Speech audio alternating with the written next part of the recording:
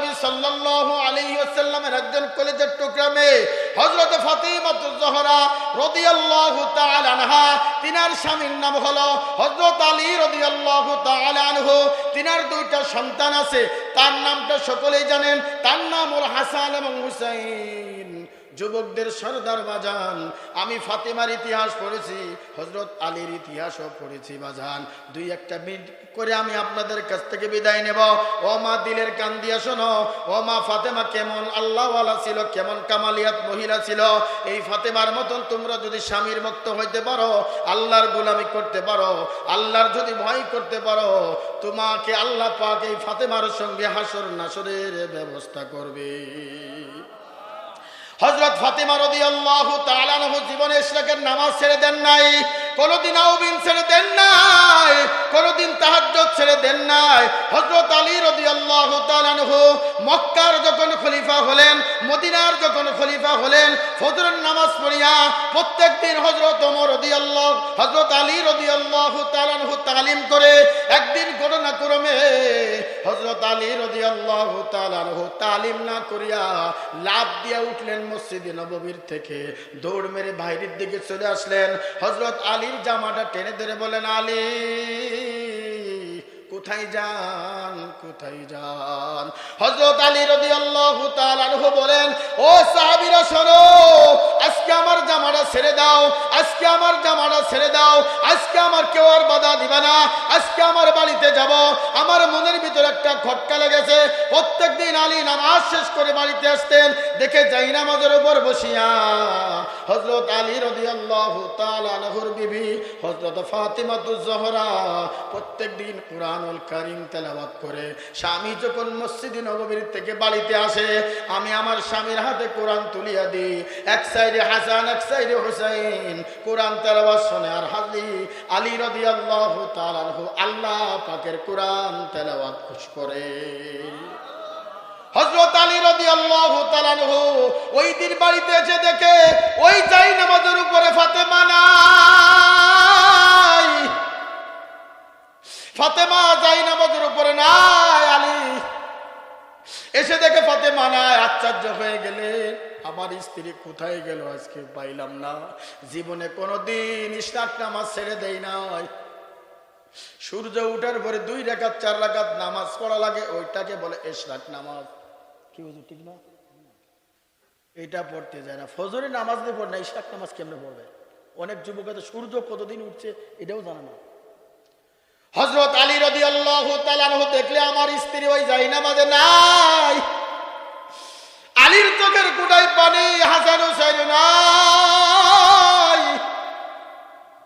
হযরত আলী খুঁজতে খুঁজতে দেখে আমার বিবি রান্নাঘরের উপরে দাঁড়ায় আছে।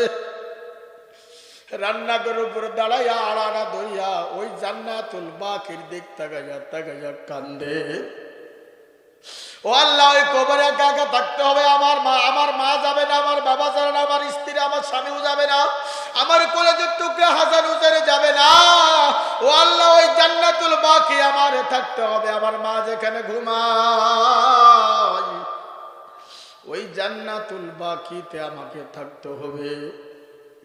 যারা হজ করার জন্য গেছেন দেখবেন ওই জান্নাতুল বাকির ভিতরে এক একটা খুঁটিতে লেখা আছে ইস্তেগফারের খুঁটি, আম্মাজান খাদিজার খুঁটি ওই জান্নাতুল বাকির ভিতরে আছে।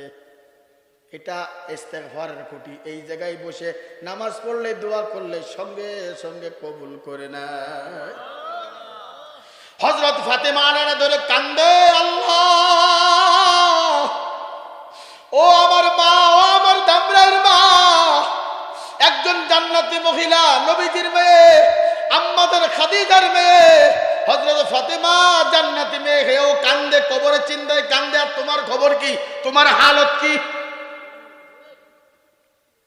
আলী পিছন দিক থেকে ডাক দেয়, ফাতেমা রে, জীবনে কোনোদিন এইভাবে কান্না করতে দেখি নাই, আজকে এইভাবে কান্না করো কেন, কি হয়েছে বলো?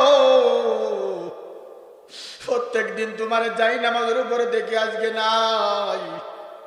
কে তোমারে কান্না করায়, কে তোমারে কাঁদায়? হযরত ফাতেমা ডাক দিয়ে বলে, স্বামী গো, প্রত্যেক দিন তো আপনি যাই নামাজের উপরে দেখেন, আপনি আসলে আমি উঠিয়া রান্নার কাজে যাই। আজকে ফজরের নামাজ পড়িয়া আমি তসবিহ টিপতে 6 তাসবিহ আদায় করতেছি, আল্লাহর নামের জিকির করতেছি, হঠাৎ করে আমি ওই যাই নামাজের উপরে ঘুমিয়ে পড়লাম। শুনতেছেন? যাই নামাজের উপরে ঘুমিয়ে পড়লাম। ঘুমের ভিতর দেখি আমার মদিনার বাবা মুহাম্মদুর রাসূলুল্লাহ আমার স্বপ্নের ভিতর কয়, মা তুমি তোমার স্বামীর সঙ্গে সন্তানের সঙ্গে সাহারি খেয়েছো, ইফতার করবা আমার সঙ্গে। কারণ নবী যখন আল্লাহ দিদারে চলে যায়, সব থেকে বেশি কান্না করেছিল ফাতেমা। যেখানে যাইতো সর্বশেষ ফাতেমার সঙ্গে দেখা করতেন। সফর থেকে এসে সবার আগে ফাতেমার সঙ্গে দেখা করতেন। মেয়েদেরকে কত সম্মান আল্লাহ দিয়েছেন, নবী দিয়েছেন। ফাতেমা সব থেকে বেশি কান্না করে। ফাতেমার আল্লাহ নবী ডাকলেন, ও মায় দিগাই। কানে কানে একটা কথা বলার সঙ্গে সঙ্গে কান্না বন্ধ করে দিলেন। হযরত আম্মা জান আয়েশা ডাক দিয়ে বলে, ফাতেমা রে, বাবা কি বলেছে, আর কান্না করেন না। বলে, আমার বাবা আমার কানে কানে কয়, ফাতেমা কান্দিস না, আমি মউতের পরে আমার বংশের ভিতর সব থেকে তোর আগে মৃত্যু হবে, তোর সঙ্গে আমার দিদার হয়ে যাবে। নবীজি মরার পরে 6 মাস পরে মৃত্যু হয়েছিল ফাতেমার। আল্লাহু আকবার বলেন। হযরত ফাতেমাতুজ জোহরা রাদিয়াল্লাহু তাআলা আনহা ডাক দিল, স্বামী গো, আমি ঘুমের ভিতরে দেখলাম আমার মদিনাওয়ালা নবী আমার বাবা আমার স্বপ্নের ভিতর দেখাই, ফাতেমা রে, তুমি আর তোমার সন্তানের সঙ্গে স্বামীর সঙ্গে সাহারি খেয়েছো, আমার সঙ্গে ইফতার করবা। আমি বুঝে ফেলেছি আমার বাবা কেমনে জানলো আমি রোজা, এই মাগরিবের আগেই আমার মৃত্যু হয়ে যাবে। এই চিন্তা আমি ঘুমাই, এই চিন্তা আমি কান্না করি। হযরত ফাতেমা কান্দে, হযরত আলী কান্দে। হঠাৎ করে কলেজের টুকরা দুইজন যুবক হাসান এবং হুসাইন জানলার ফাঁক দিয়ে তাকাই দেখে আব্বা কান্দে, মা কান্দে। দৌড় মেরে মার কাছে আসল ধরে টান দিয়ে বলে, মা কি হয়েছে, বাবা কি হয়েছে? মাও কিছু বলে না, বাবাও কিছু বলে না। বিরক্ত হয়ে মা ডাক দিয়ে বলে, ও হাসান, আমি কোনো জবাব দিতে পারবো না। যদি জবাব নিতে চাও, ওই মদিনার জমিনে তোমার নানা ঘুমায়, নানার কাছে যে প্রশ্ন করো আমার মা কেন কান্না করে। হযরত হাসান এবং হুসাইন চলে গেলেন মদিনার জমিনে, রওজার কাছে দাঁড়াইয়া চিল্লাইয়া কান্দে। রাখাল গুলি বলে, হাসান কান্না করো কা, ও হুসাইন কান্না করো কা, আজকে বাধা দিবেন না। নানার রওজা থেকে যতক্ষণ পর্যন্ত আওয়াজ না হবে আমার মা কান্না করে কেন, আমার বাবা কান্না করে কেন, আমি হাসান এই জমিন থেকে উঠবো না। জোরে করে আল্লাহু আকবার। হযরত হাসান হুসাইন কান্দে, ফুপায়া কান্দে, গৌড়ায় কান্দে। মদিনার নবী রওজার থেকে ডাক দেয়, হাসান আমার রওজার কাছে কান্নে কোনো লাভ নাই, বাড়িতে যাও, তোমার মায়ের মুখটা সারা জীবনের মতন দেখে নাও, আর মা কইয়া ডাকতে পারবা না। হযরত হাসান হোসেন এই কথা শোনার সঙ্গে সঙ্গে বাড়িতে চলে আসলেন। বাড়িতে এসে মারে বলে, মা গো, নানার রওজা থেকে একটা আওয়াজ আসলো, তুমি নাকি আর থাকবা না।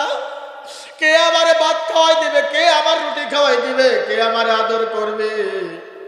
আমার নানাও নাই, আমার নানিও নাই, আমার দাদাও নাই, আমার দাদিও নাই। ও মা, তোমার দেখলে আমার নানার কথা মনে পড়ে, নানির কথা মনে পড়ে। আজকে যদি তুমি চলে যাও, আমার কে হাসান করে ডাক দিবে, কে হুসাইন করে ডাকবে, কে আমার ঘুম পাড়ায় দিবে, কে আমার রুটি খাওয়াইবে? মাগো, সত্যি করে বলো, তুমি কি আমাদের থেকে চলে যাইবা? হযরত ফাতিমাতুজ জোহরা রাদিয়াল্লাহু তাআলা আনহা ডাক দিলে, বাবা সময়ের ঘন্টা বেজে গেছে। ফাইদা জাজালুহুম লা ইস্তাখিরুনা সাআতান ওয়ালা ইস্তাকদিমুন।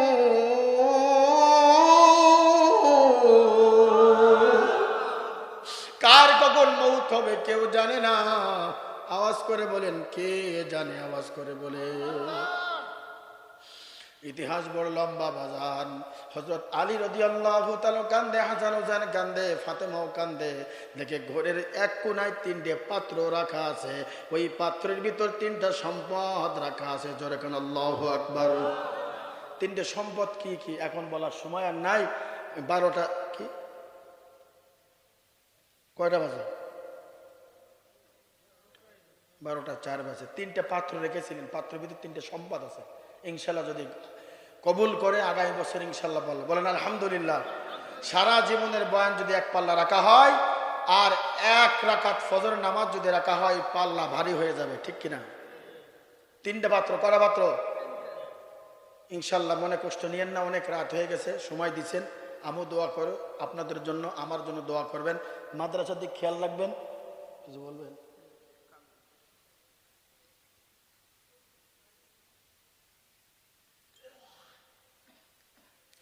শোনেন, আমার নামে মুফতি লেখছে। আসলে এসব ফতোয়া আমি দিই না, কারণ অনেক মুফতিরা আছে, বোর্ড নিয়ে বসে আছে। এই প্রশ্নগুলো তাদের কাছে করলে ভালো হয়, লিখিতভাবে দলিলভাবে। আমার কাছে তো লিখিতভাবে দলিল আমি দিতে পারবো না এখন, কারণ এইসব ফতোয়া লেখছে নারীদেরকে 1 গ্রাম বা মহল্লা থেকে অন্য গ্রামে মহল্লা গিয়া তালিম করা জায়েজ আছে কিনা। তালিম জায়েজ আছে কিনা, যদি পর্দার ছাড়া যায়, যেমন শুধু অন্য মহল্লায় না, নিজের মহল্লাও যদি তালিম করে, আওয়াজ করে মাইক দিয়া, এটা জায়েজ আছে? ফতোয়া তো আপনারাই দিচ্ছেন, আমি আর কি দিব? এজন্য যারা বড় আলেম আছে, মুফতি আছে, তাদের জিজ্ঞাসা করবেন। এগুলো যদি আমি বলে যাই, ফিতনা সৃষ্টি হবে। লিখিতভাবে আনলে ফিতনা হবে না, ঠিক আছে না বাজান? আপনারা জানেন মহিলাদের জবানও একটা পর্দা, তাদের হাঁটার ভিতর একটা পর্দা। এখনকার মহিলারা তো ডিজিটাল হাঁটা হাঁটে।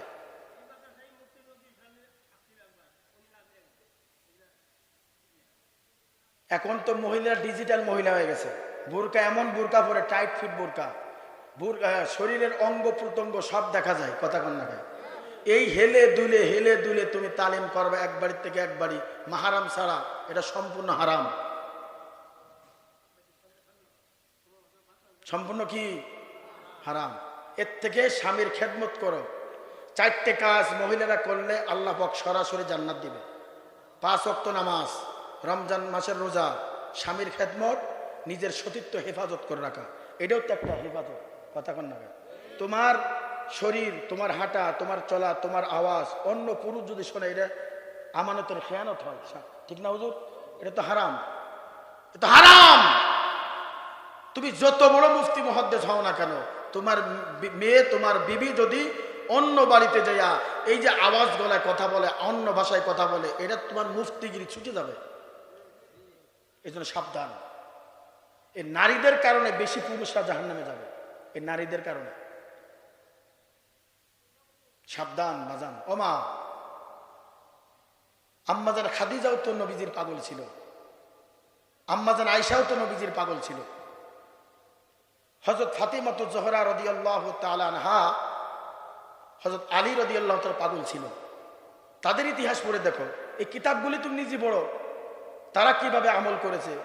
রাবিয়া বসরি, মারিয়াম আলাইহিস সালাতু ওয়াস সালাম কিভাবে আমল করেছে, এগুলো পড়ো।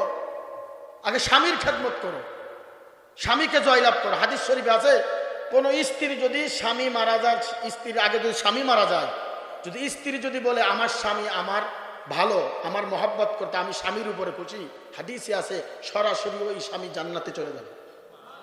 আর যদি স্বামীর আগে স্ত্রী মারা যায়, স্বামী যদি বলে আমার স্ত্রী ভালো ছিল, আমি খুশি স্ত্রীর উপরে, স্ত্রী জান্নাতি। এখনকে আমি যদি প্রশ্ন করি, কার কার স্ত্রী আপনি ভালোবাসেন, ভয়েও হাত তুলবেন, কিন্তু মন থেকে হাত তুলবেন না, কথা কন না। ঠিক যে কইছেন বাড়ি আজকে যান, খবর আছে আপনাদের, খবর আছে। তোমার ভাত রান্না করে দিই, কাপড় দিয়ে দিই, তুমি ঠিক হয়ে আইছো, আজকে তোমার লেফের নিচে রাখবো না, আজকে তোমার লেফের নিচে হাতে পায়ে ধরে বলি বাজার, অল্প আমল নাজাতের জন্য যথেষ্ট হইবে। অল্প আমল করেন, কিন্তু ইখলাসের সঙ্গে, আমলের সঙ্গে, ইখলাসের সঙ্গে আমল করেন, তাকওয়ার সঙ্গে আমল করেন। এক ছোট্ট আমল, একটা সিজদা যদি কবুল হয়ে যায়, এই সিজদা আপনাকে নাজাতের কারণ করে দেবে। আজ যদি একটা সারা জীবন সিজদা দিতে, শয়তান তো কম সিজদা দেয় না, হুজুর জানে, এমন কোন জায়গা বাকি নাই শয়তান সিজদা দিই নাই। মুআল্লিমুল মালায়েকা ছিল, কিন্তু একটা জায়গা সিজদা দেয় নাই। আগে হযরত আদম আলাইহিস সালাম তোরা শয়তান বানাই দিলাম। ওয়া ইয ক্বালা রাব্বুকা লিল মালাইকাতি ইসজুদু লি আদামা ফাসাজাদু ইল্লা ইবলিস। সিজদা কম দেয় নাই, এমন করে জায়গা নাই সিজদা দেয় নাই, কিন্তু কবুল হয় নাই। আর আপনার একটা সিজদা কবুল হয়ে গেছে, কামিয়াব। কিন্তু কোন সিজদা কবুল হবে কেউ জানে না। এই জন্য লাগাতার আমল করতেই থাকতে হবে। পারবো তো ইনশাআল্লাহ? আল্লাহ পাক আমাকে আপনাকে সকলকে কবুল করুক, আমিন। আল্লাহ পাক এই মহল্লাকে কবুল করুন, মাদ্রাসাকে কবুল করুন। আয় আল্লাহ, এলাকায় যত ফিতনা আছে আল্লাহ দূর করে শান্তির ব্যবস্থা করে দাও।